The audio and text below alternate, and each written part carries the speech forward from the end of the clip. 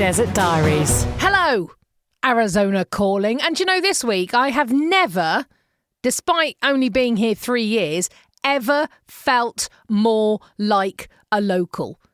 Driving to pick the girls up from school, the traffic was just horrendous. And you know, I've never seen the valley quite so busy as I have in the past few weeks.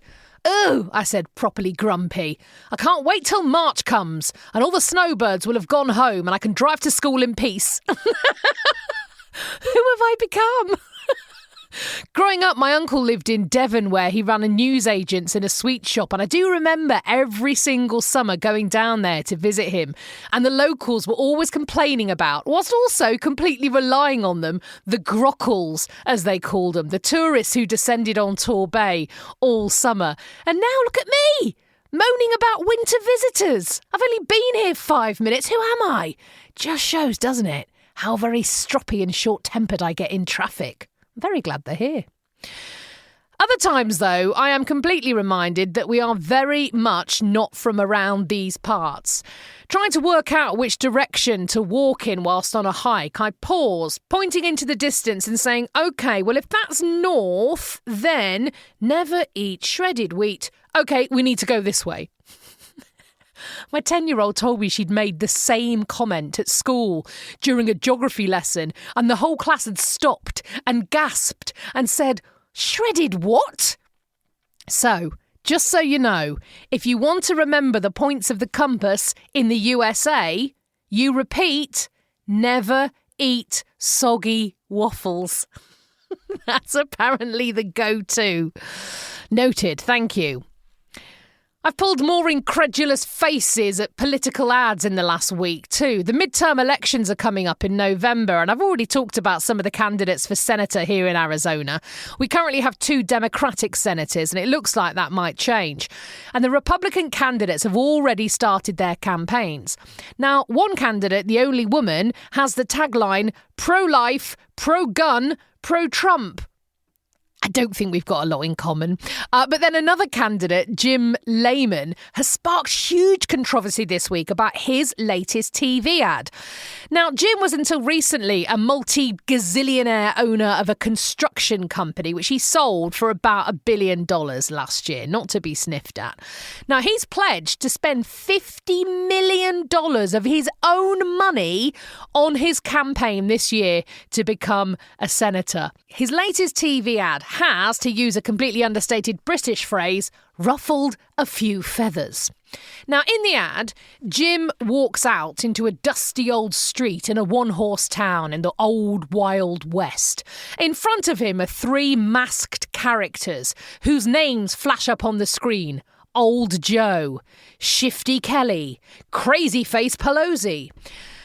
So, President Joe Biden, Arizona Senator Mark Kelly, and House Speaker Nancy Pelosi. All of them are holding guns, every single one of them, Jim included.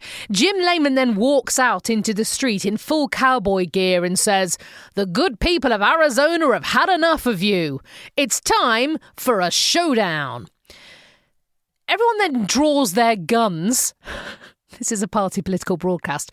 Draws their guns, and Jim proceeds to whip his gun out of the holster and shoot at all 3 of the figures in front of him, shooting the guns from out of their hands.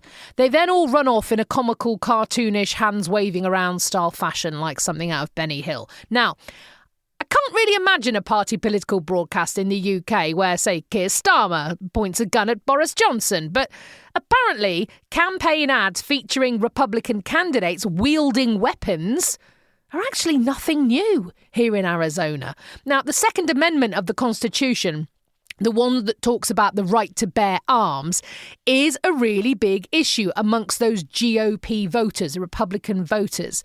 Side note, I went to have a look around a house this week during an open house afternoon and went to nosy in the garage, and the estate agent had to come and unlock it as the owner, she said, had a large number of weapons in there. "I have to keep it locked," she said, "as people bring their kids so they could just run in there and get their hands on a gun, and I don't want to get sued." She laughed at this. And I mean, she seemed like a nice woman, but surely what she meant to say was she didn't want any children to get shot. But yeah, looking in the garage, he did indeed have a large number of guns, especially for a home in the middle of the suburbs. But anyway, back to Jim Lehman. So many people are incredibly unhappy about this ad, many expressing disbelief that this is 2022, for goodness sake, not the Wild West anymore, and why are we suggesting shootouts as a way to solve political differences? But the main issue that many people have with this ad is that in 2011, the current Senator Mark Kelly's wife, Gabby Giffords, who was then a serving congresswoman, was actually shot in the head and really seriously injured whilst holding a constituency meeting. Now, Gabby suffered lasting brain damage, which affects her health and her life clearly to this very day. So do you think the people of Arizona think it's in poor taste to run a political ad in which you point a gun at a politician whose politician wife was shot? Or in a week where 8 Phoenix police officers were shot in the line of duty? Well, I guess whether he gets elected or not will answer that question, right? But it's absolutely his right to make and broadcast that ad. In fact, the FCC, the Federal Communications Commission, who regulate what's shown on TV, actually ban TV stations from censoring or rejecting campaign ads placed by a candidates committee. So he can pretty much say and shoot at what he likes. And as one political commentator said this week, let's face it, Jim was pretty unknown by most voters until this ad. He's getting what he wants. And you know, a lot of people who despise the current president and the Democrats in general and love their guns, they might well also love this ad. I do forget sometimes, living in a big city, that a large proportion of Arizonans do not.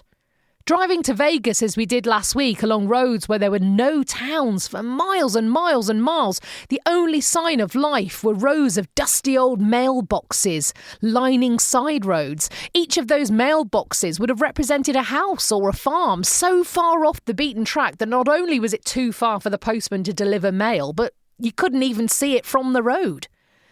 I guess for many of those people, they identify more with the Arizona of the old Wild West, of Jim Lehman's ad, than tech industry-led multinational city of Phoenix. I'm not sure how any politician's going to be able to unite those two groups of people anytime soon, but I guess we'll see. So in just a couple of days, my dad flies back to England. The last 3 weeks have just flown, but we are loving taking road trips and sitting in the sun and listening to live music at the local saloon. He's even got his eye on his very own pair of cowboy boots. I do hope he comes back soon. It has felt just right to have him around. Cross fingers, eh? But before he goes, I do hope to have some big news, which I'll share with you next week. Again, fingers crossed. This one, it's been a long time coming. I'll see you in the desert.